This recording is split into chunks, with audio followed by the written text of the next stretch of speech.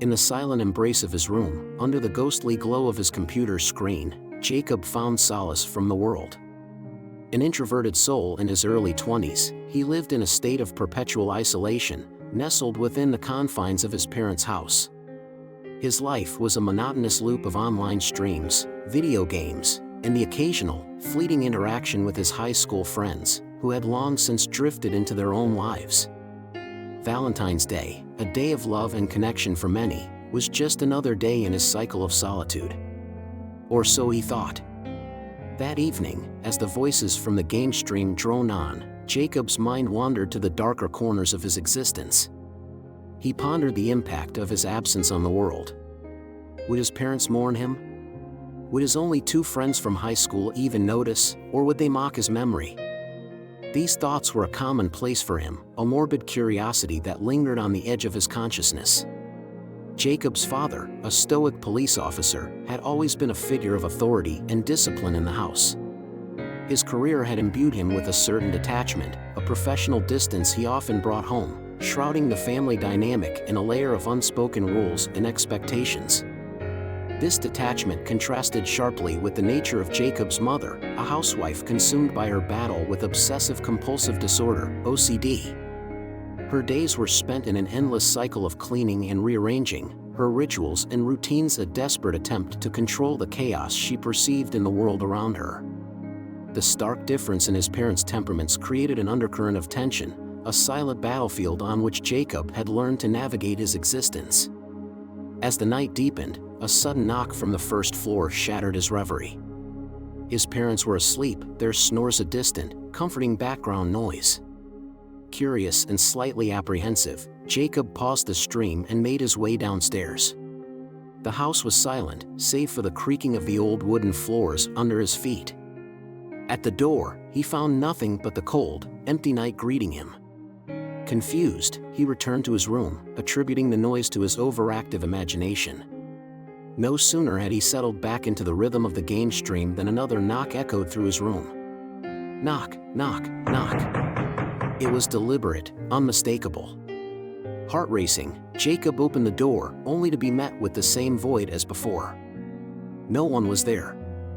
A shiver ran down his spine, not from the cold, but from the eerie feeling of being watched, of being targeted by an unseen presence. Despite the unsettling events, the digital world called him back, its familiarity a comforting balm to his frayed nerves. As he resumed watching the stream, a message popped up in the chat. It was from a girl he knew in school, Emily. Her message was simple, yet it struck a chord deep within him. I miss you so much. Memories of Emily flooded his mind, her smile, her kindness, a beacon of light in his otherwise dark school days. Without hesitation, he replied, expressing a sentiment he had buried long ago. The stream ended, but the night was far from over. Compelled by a force he couldn't explain, Jacob made his way to the basement. The descent into the basement was like stepping into another realm. The air grew colder, the light dimmer, as if the very atmosphere was suffused with a foreboding presence. His parents' basement was a sprawling labyrinth of shadows and forgotten relics. Dusty shelves lined the walls, filled with unmarked boxes, aged books, and odd trinkets that hinted at the family's eccentricities. In one corner, an antique mirror stood, its surface speckled with age, reflecting distorted images that seemed to flicker in the dim light.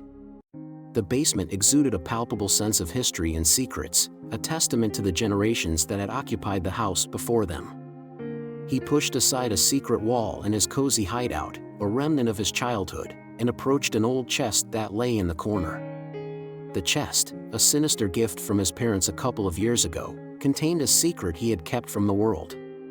Inside lay the skeleton of a bound girl, her bones a macabre testament to a dark deed. As Jacob stared at the remains, the reality of his situation dawned on him. Emily, the girl who had messaged him, the girl from his school, was the very skeleton that lay before him. On that fateful day years ago, driven by a twisted desire for companionship, Jacob had taken Emily's life, binding her to him in the most horrific way possible. His parents, ever supportive of their son's peculiarities, had helped him conceal his crime, presenting him with the chest as a place to hide his dark secret. Every February 14th since that day, Emily's spirit reached out to him, a haunting reminder of his actions. Her messages, a blend of longing and sorrow, were her only means of communication from the beyond. Jacob had convinced himself that her spirit was content, that in some twisted way, she enjoyed their annual exchanges. But as he stood there, the weight of his actions bore down on him. The realization that he had taken a life, that he had stolen Emily's future for a moment of selfish desire, was a horror far greater than any ghostly apparition. The psychological torment of what he had done, and the realization that his parents had enabled his darkest impulses, was a terror that no string or game could mask. Jacob's story was not one of love found or lost on Valentine's Day, but a chilling tale of isolation, madness, and the depths to which one can sink in the pursuit of companionship. Emily's spirit, forever bound to the date of her death, served as a ghastly Valentine, a reminder of the true horror that lurked within the heart of an introverted young man and the family that concealed his monstrous deed. The end. Thank you for watching or listening to my stories. I really appreciate it. Don't forget to leave your comments. See you soon.